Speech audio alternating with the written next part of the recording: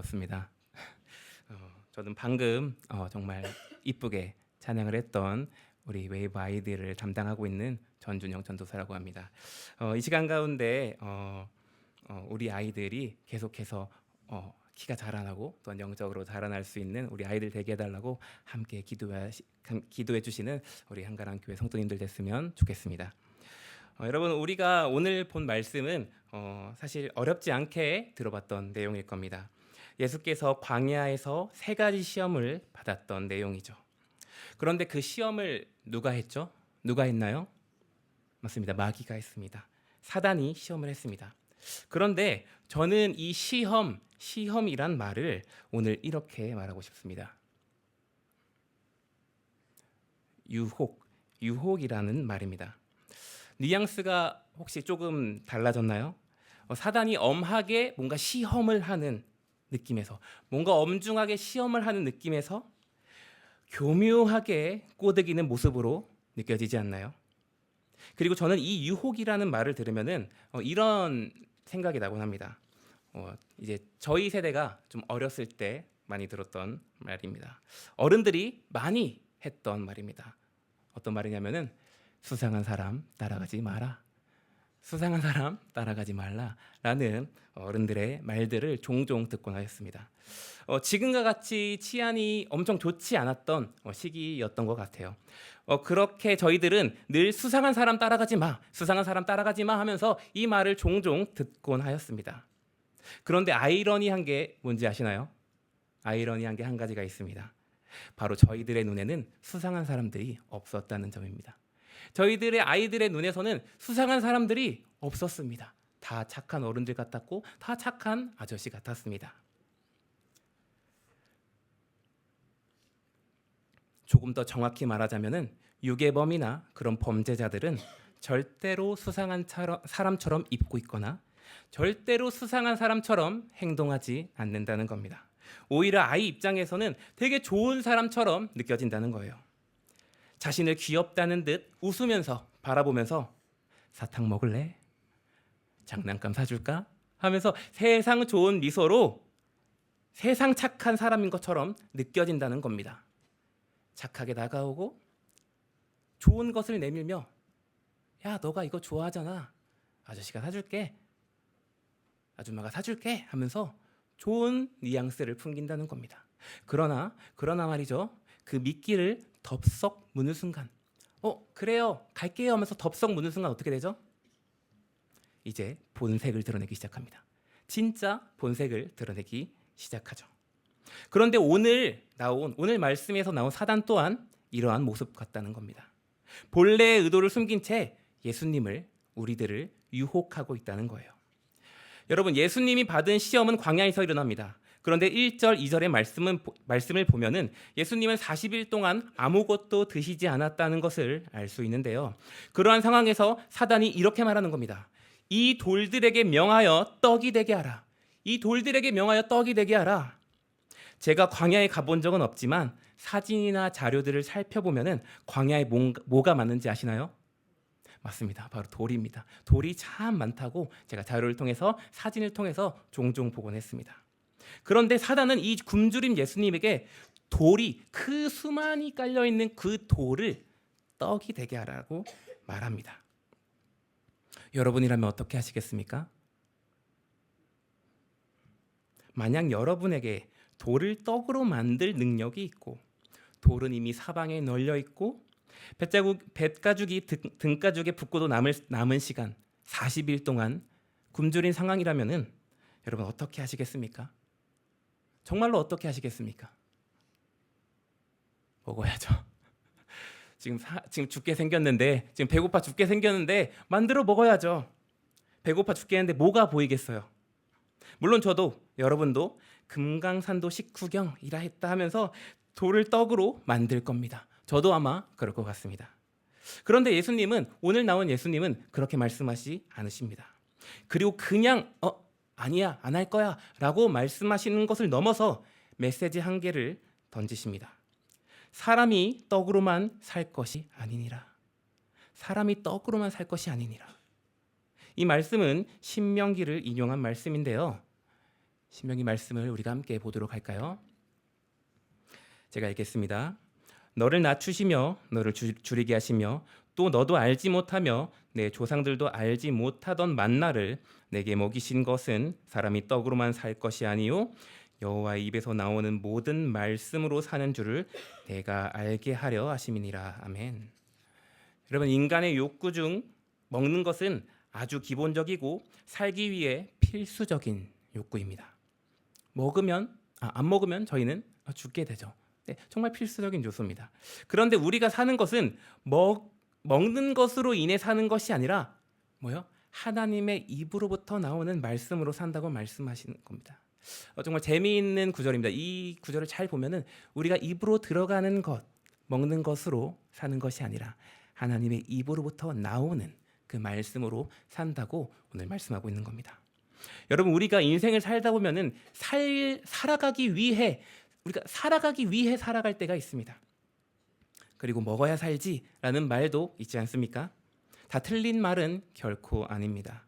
그러나 오늘 예수님은 이렇게 말씀하시는 겁니다. 우리의 입으로 들어가는 무언가로 우리를 살아가게 만드는 것이 아니라 하나님의 입에서 나오는 말씀으로 인해서 우리가 살아가는 것이다 라고 하나님께서는 오늘 우리에게 말씀하시고 있는 겁니다. 그런데 오늘 본문에서 사용한 떡으로만이라는 이 단어는 이스라엘을 먹이신 만나와 같은 원어를 사용하고 있습니다. 만나는 주림배를 움켜잡고 투정하는 이스라엘을 위해 하나님께서 선물로 주신 겁니다. 그리고 오늘날 우리도 마찬가지죠. 우리가 살아가기 위해서 필요를 하나님께 아뢰입니다. 하나님, 배가 고픕니다. 하나님, 상황이 이렇습니다. 우리의 여건이 이러합니다. 도와주세요. 허락하여 주시고 필요를 채워주시옵소서 라고 하면서 이 이스라엘 백성들과 같이 하나님께 요구를 한다는 거죠. 그리고 하나님은 우리의 기도를 응답하시는 분이십니다. 맞습니다. 우리는 우리의 기도를 들어주시는 하나님께 기도해야 합니다. 그런데 그렇게 기도하는 우리들에게 마치 이렇게 말씀하시는 것 같다는 겁니다. 내가 받은 그 무엇으로 너가 살아가는 것이 아니라 나로 인해 살아가는 것이다. 저희가 기도하지 않습니까? 근데 내가 너에게 준 그 무엇으로 너가 필요하다고 말했던 그것으로 너가 살아가는 것이 아니라 누구로 인해? 나로 인해 살아가는 것이다 라고 말씀하시는 겁니다. 우리는 이것을 기억해야 합니다. 현실에 젖어들면 우리는 망각하게 됩니다. 분명 말씀을 듣고 세상을 살아가려고 했지만 우리는 목표를 정하고 나아가다 보면은 정작 우리의 진정한 살아감이 어디에 있는지, 우리의 삶이 도대체 어디에 있는지, 어디서부터 이 삶이 시작되었는지 망각하게 된다는 겁니다. 그렇기 때문에 우리의 살아감이 어디서부터 시작됐는지, 우리가 살아간다는 것이 무엇인지 우리는 오늘 말씀을 통해서 기억해야 합니다. 그리고 예수님은 오늘날 우리들에게 이렇게 묻고 계시는 겁니다. 내가 지금 무엇으로 살아가고 있느냐? 너의 삶의 동력과 동기와 이유가 무엇이냐? 왜 살아가느냐? 라고 말이죠.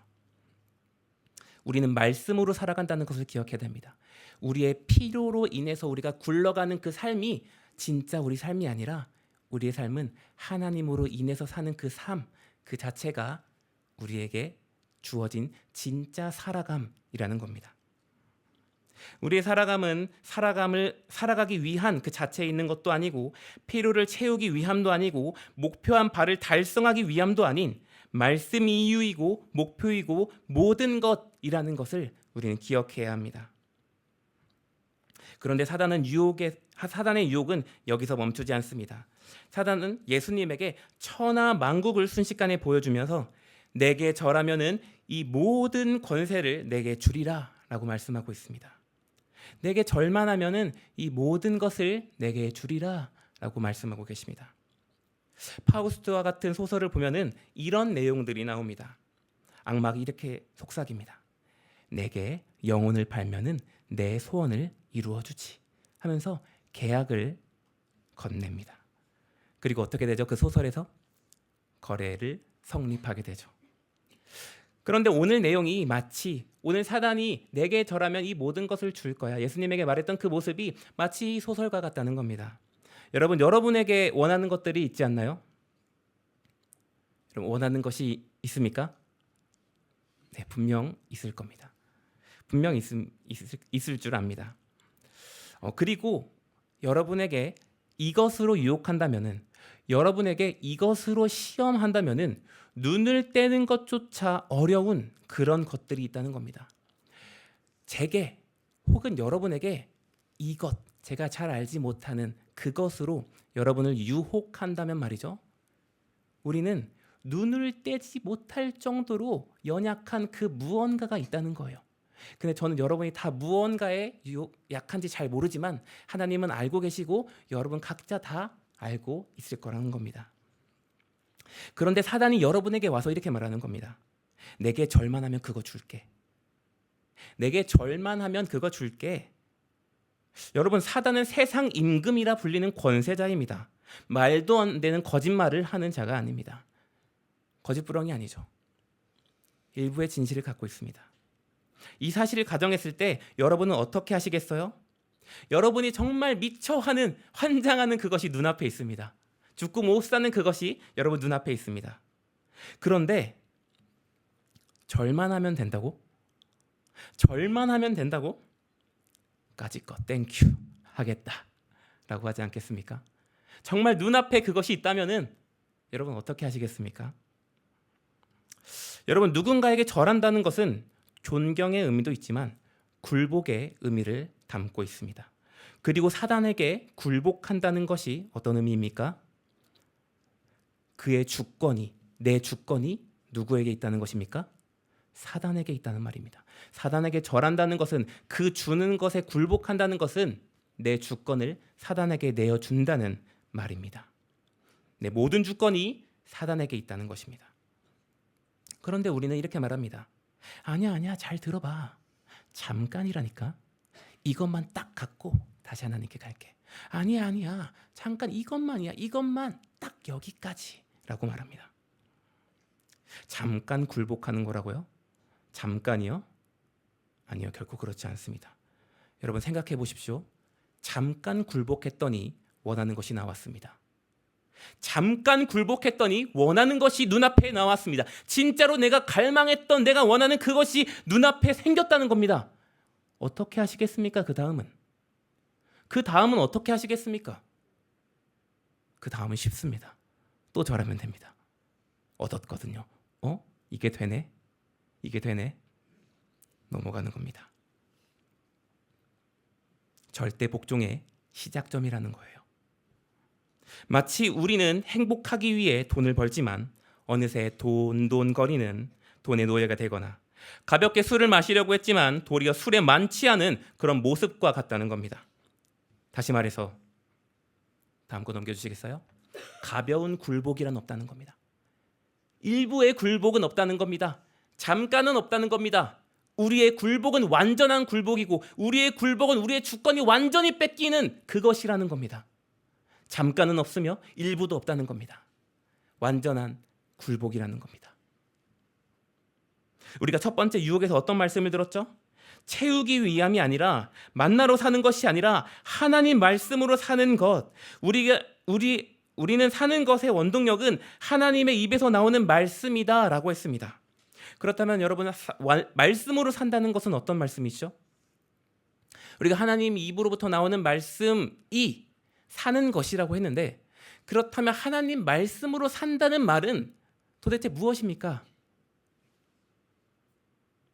그것은 오늘 두 번째 유혹을 말씀으로 물리치신 예수님의 대답에 나와 있습니다. 그 말씀을 인용하신 신명기의 말씀을 함께 보도록 하겠습니다. 함께 할까요?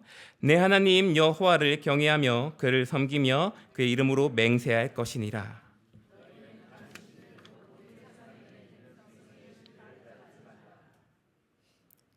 우리는 삶을 살아가며 끊임없이 유혹 속에서 살아갑니다. 그리고 방금 들었듯이 말씀으로 살아가려고 우리는 결단하였습니다. 하나님이 준 무언가로 사는 것이 아니라 하나님으로 인해 사는 것이라고 우리가 함께 들었습니다. 그리고 그러한 삶은 이것이라고 말씀하신 겁니다. 말씀으로 산다는 것은 다른 신을 따르지 않고 오직 여호와만 섬긴다라는 것입니다. 말씀으로 산다는 것은 다른 신들을 제쳐두고 오직 여호와만 섬긴다. 그것이 말씀으로 산다는 내용입니다. 그것이 하나님으로 인해 사는 것이라 말하고 있습니다. 말씀으로 산다는 것은 그건 나만 바라보는 거야. 나만 바라보는 거야 라고 하면서 하나님께서 말씀하시는 겁니다. 다른 신을 따르지 말고 오직 여호와만 섬기는 삶이란 내 마음이 흔들리고 내가 이것만큼은 절대로 양보할 수 없는 그 무언가가 분명히 있는데 말씀과 부딪히는 겁니다. 또 걸리네. 근데 말씀이 말하는 겁니다. 그거 하지 마. 그거 아니야. 그거 양보해. 아닌 거 알잖아. 내려놔 라고 할 때 기꺼이 내려놓는 것. 그 말씀 앞에서 기꺼이 순종하는 것. 그것이 바로 말씀 앞에서 사는 삶. 하나님만 섬기는 삶이라는 겁니다. 여전히 우리 입에 우겨 넣을 것을 구하고 있습니까?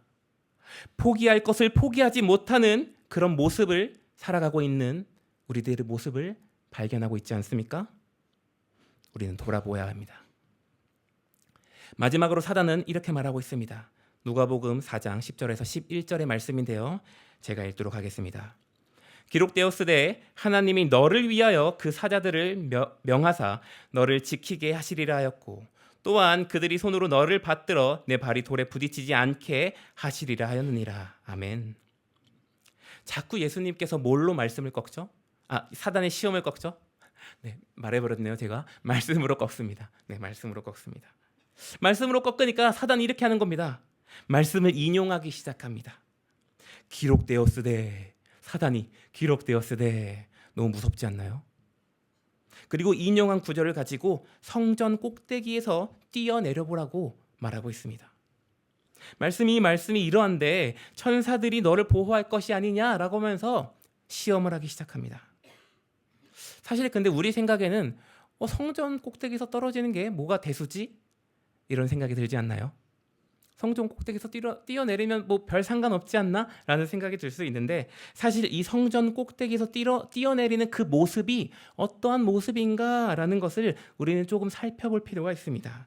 네, 다음 거 넘겨주시겠어요? 이것이 성전입니다. 성전이 있고 저기 60m 위에 저 꼭대기 보이시나요? 네, 저기가 성전 꼭대기입니다. 지금 말하는 성전 꼭대기입니다. 아래를 보면은 계단이 있고 그 아래 또 통로가 있고 수많은 사람들이 이 자리를 오가는 그런 위치라는 겁니다. 그리고 그 반대편을 보면은 마을로 형성되어 있습니다. 다시 말해서 이곳에서 예수님이 뛰어내린다면은 주목을 안 받을래야 안 받을 수 없는 곳, 누구나 볼 수 있는 그곳이라는 겁니다. 그런데 말이죠, 예수님이 그곳에서 뛰어내렸는데 천사들이 보호하는 기적을 사람들이 본다면은 예수님이 진짜 하나님의 아들이라는 것을 믿게 될 겁니다. 그리고 그 소문은 어떻게 되죠? 삽시간에 퍼지게 되겠죠. 그리고 모두 예수님을 믿게 될 겁니다. 그런데 예수님께서 이렇게 말씀하십니다. 하나님을 시험하지 말라. 하나님을 시험하지 말라. 도대체 하나님을 시험한다는 것이 무엇일까요? 지금 예수님께서 하나님을 시험하지 말라라고 하는데 우리가 이게 왜 하나님을 시험하는 거지? 라고 아리송할 수도 있습니다. 그래서 시험은 이렇게 말할 수 있다라고 생각하는데요. 다음 거 보여주겠어요? 여기서 시험이란 이런 말씀을 하는 것 같습니다. 말씀이 목적한 바에서 벗어난 행위입니다. 말씀이 목적한 바에서 벗어난 행위를 말하고 있는 겁니다. 사단은 말씀을 오용합니다. 예수님을 시험합니다. 그리고 악용하여서 십자가 고난을 피해가게끔 했던 겁니다. 예수님께서는 십자가를 지셨을 때 사람들이 뭐라고 말하나요? 너가 진짜 하나님의 아들이거든 지금 그 십자가에서 내려와 봐라. 너가 정말 하나님의 아들이거든 그 십자가에서 내려와 봐라. 물론 예수님께서는 십자가 아래로 내려와 쓸어버리시는 능력이 있을 줄 압니다. 그러나 예수님은 그렇게 하지 않으십니다. 왜죠? 그것이 목적이 아니기 때문입니다. 예수님이 내려와 싹 쓸어버리는 것이 예수님이 오신 이유도 아니고 십자가를 지신 이유도 아니기 때문입니다. 예수님의 목적은 그것이 아니었습니다. 그렇기 때문에 사단에게 말했던 겁니다. 하나님을 시험하지 말라. 분명히 말씀하고 있는 그 말씀이 목적한 바가 있는데 악용하거나 오용하거나 시험하지 말라라고 말하고 있는 겁니다. 이것을 통해 우리가 들을 수 있는 교훈이 무엇입니까? 다음 거 보여주시겠어요? 바로 분별력입니다. 말씀에 대한 분별력입니다. 말씀의 의미를 깨닫고 분별하는 겁니다. 세상에서 살아갈 때의 말씀이 기준이 되어 분별하는 겁니다. 교회 아니라고 할지라도 어떠한 전통이나 사상이 말씀을 흔든다면은, 그 목적에서 벗어나게 한다면은 우리는 그것을 과감히 없애버려야 합니다. 여러분 성경에서 사단을 어떤 존재라고 말하고 있나요? 바로 속이는 자라고 하고 있습니다. 속이는 자. 꼭 필요한 듯 보이는 것으로 위장하여서, 혹은 내 눈이 뒤집어지는 그 무언가로 혹하는 어떠한 것으로 위장하여서 꼬드기고 유혹하며 다가온다는 겁니다. 속이며 접근한다는 겁니다. 그런데 내가 필요해 보이는 어떠한 것들, 이것만 잡으면 될 것 같은 것들을 물론 필요하죠. 물론 얻고 싶죠. 그런데 분별하지도 않고 생각하지도 않고 좋은 게 좋은 거니까, 원래 그런 거니까 그렇게 선택을 하잖아요. 그러면은 어떻게 되죠? 그 다음에 유혹의 그 미끼를 물 때 어떻게 되죠? 그 실체가 드러나는 겁니다. 그때서야 그 실체가 드러나는 겁니다. 마치 유괴범이, 그 범죄자가 사탕을 준 뒤에 실체가 드러나는 것처럼 말이죠. 그들의 실체가 무엇이죠? 요한복음 10장 10절 전반부에 이렇게 말하고 있습니다. 도둑이 오는 것은 도둑질하고 죽이고 멸망시키려는 것뿐이요. 여러분, 우리는 유괴범이나 범죄자를 따라가는 그 아이들을 이해할 수 없습니다. 이해할 수 있나요? 그깟 장난감에, 그깟 사탕에 넘어가는 그 아이들을 이해할 수 있나요? 아니요. 이해할 수 없습니다, 우리들은. 왜죠? 먼저는 그 수법이 뻔하기 때문입니다. 근데 더 중요한 이유가 있습니다. 더 중요한 이유가 있습니다. 그것은 아이들에게는 그 사탕이 전부라는 겁니다. 아이들에게는 그 사탕이, 그 장난감이 자신의 전부라는 겁니다. 정확히 말하면 전부처럼 느껴지는 거죠. 그렇기 때문에 우리에겐 그 장난감이, 그 사탕이 전부가 아니기 때문에 넘어가지 않는 겁니다. 그렇다면 저희는요, 우리의 마음을 사로잡은, 내 눈이 뒤집힐 만한 그것들이 정말 내가 안달복달하는 그것이 여러분에게 그깟 것이 될 수 있겠습니까?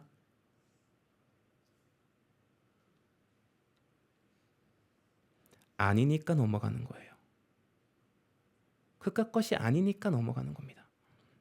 그것이 전부인 양 한 치 앞도 못 본 채 넘어가는 겁니다. 그렇다면 여러분 어떻게 해야 될까요?